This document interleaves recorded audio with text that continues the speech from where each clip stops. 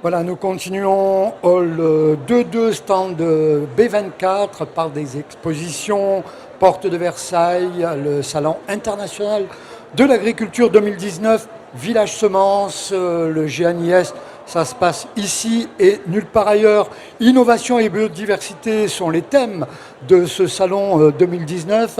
À mes côtés, François Burgot. Bonjour. Bonjour. François Burgot, vous êtes directeur des relations extérieures de l'interprofession des semences.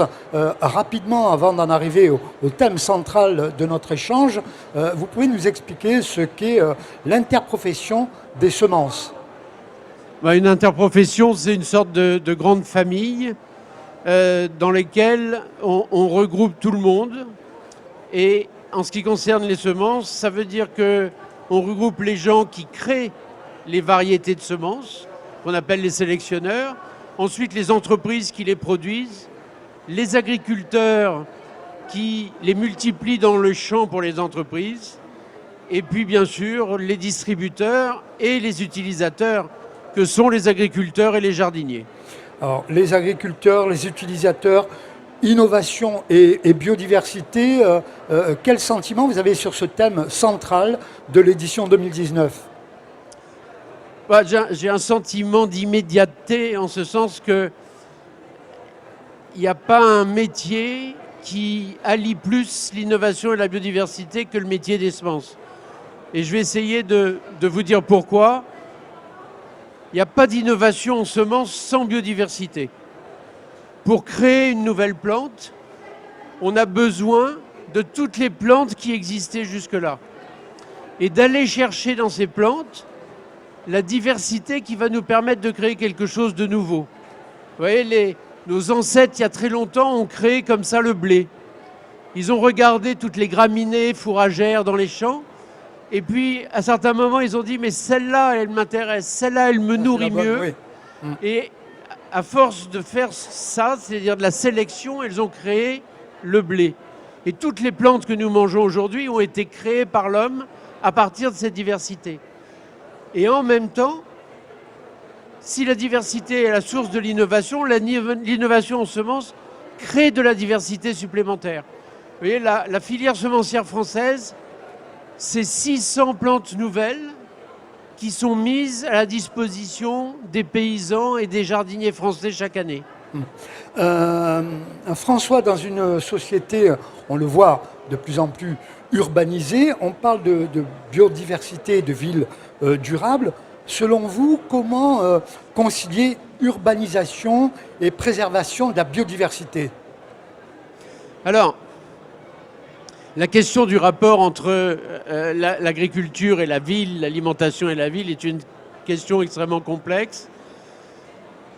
Pour la simplifier, il y a deux questions différentes. Il y a une question qui est comment nourrir de plus en plus de citoyens urbains avec de moins en moins de terres disponibles, de moins en moins de paysans et, si possible, des conduites de culture qui évitent un certain nombre de produits chimiques dont on sait qu'ils sont parfois la seule solution, mais que ce n'est pas l'idéal.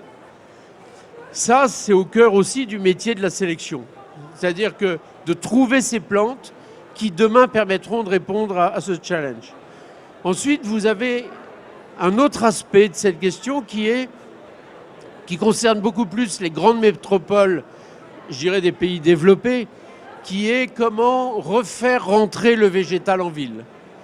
Donc il y a toute une évolution, notamment architecturale, urbanistique, qui consiste à redonner de la place aux espaces verts, redonner de la place aux jardins, parfois redonner de la place aux productions de légumes, de fruits, au plus près possible du citoyen consommateur. Alors, redonner de la place, mais comment? Alors on peut végétaliser des murs, on peut végétaliser des toits. Maintenant, ça reste quand même une démarche, encore une fois, qu'il faut... Politique, sans doute. Oui, c'est une démarche politique, c'est une démarche qui doit être, je dirais, systématisée, mais qui ne va pas résoudre, je dirais, le problème de l'alimentation. Donc le problème de l'alimentation, vous voyez, on dit qu'il faut privilégier les circuits courts, oui, mais le circuit court restera quand même des circuits qui joueront sur un rayon de 50-100 km autour des villes. Voilà, donc et puis de temps en temps, le circuit court peut, y compris en termes de bilan environnemental, peut des fois être plus compliqué ou avoir un bilan plus négatif que des circuits plus longs.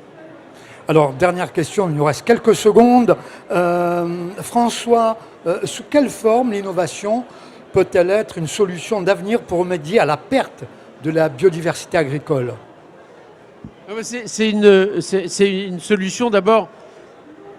Le fait qu'on soit aussi attaché à une activité économique qui est l'amélioration des plantes, la création de nouvelles variétés, comme je l'ai dit, ça veut dire que le premier conservateur de la biodiversité, c'est le semencier, parce que, encore une fois, c'est une nécessité pour lui.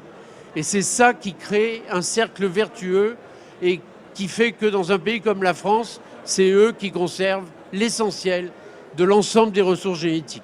Merci François Burgot d'avoir répondu favorablement à notre invitation. Ça continue sur ce plateau. Encore beaucoup de surprises, beaucoup d'invités dans quelques minutes. Restez fidèles à Village Semences, Hall 2, stand B24. C'est ici que ça se passe et nulle part ailleurs. Mardi 26 à 15h sur ce plateau viendront des élus nous parler alimentation et environnement dans nos territoires. Prenez soin de vous. Bye bye.